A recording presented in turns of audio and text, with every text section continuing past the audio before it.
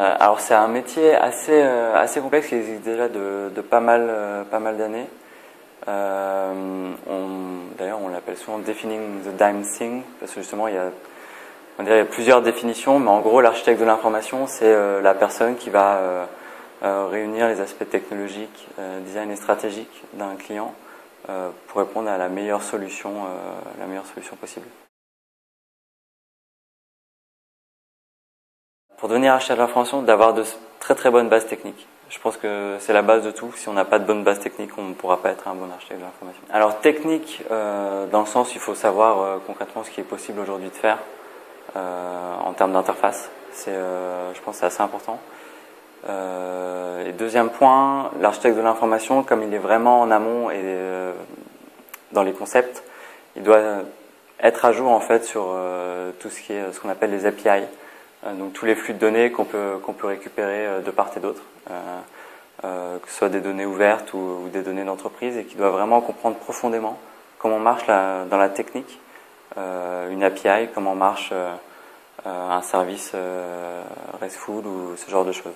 C'est ultra important de savoir profondément parce qu'une fois que le concept est fait, il va falloir que ça passe dans les mains de la technique, et donc il faut que le concept prenne en compte ces aspects-là dès le début pour pas faire quelque chose de totalement déconnant et totalement à côté de la plaque. Oui, on doit absolument savoir ce qui est faisable d'un point de vue technologique. Ça c'est primordial. Si on ne sait pas comment ça fonctionne, on n'arrivera jamais à faire des concepts innovants et des concepts qui changent. C'est souvent la différence des projets qui sont bien pensés et des projets qui sont moins bien pensés. L'aspect technique doit venir vraiment très tôt. S'il vient pas très tôt, le projet est forcément déconnant ou alors va tout de suite régresser en termes de niveau de complexité, etc. Donc oui, il y a une veille aussi bien technologique que plus globale. Je pense qu'il n'est pas seulement lié au métier d'architecte de l'information, mais lié au métier du web. Savoir globalement ce qui se passe sur Internet. C'est quand même un environnement qui bouge beaucoup.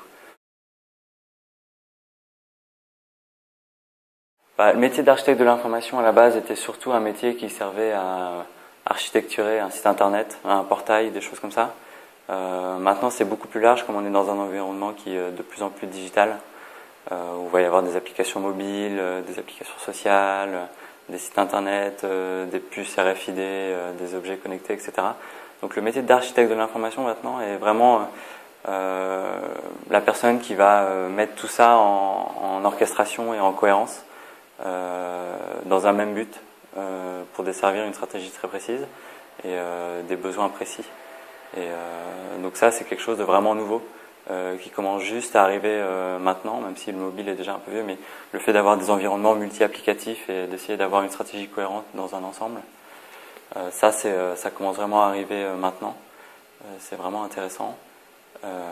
Et dans les années qui viennent, je pense qu'on va de plus en plus arriver vers passer de l'environnement multi-applicatif à ce qu'on appelle les environnements de plateforme, où de plus en plus en fait les entreprises vont être des flux de données en fait, et donc il va falloir comprendre vraiment profondément encore plus qu'avant ce qui se passe techniquement pour répondre à des besoins toujours pareil, des besoins marketing stratégiques très précis.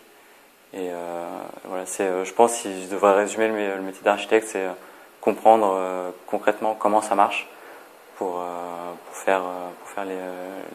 délivrer les meilleures réponses. C'est vraiment ça.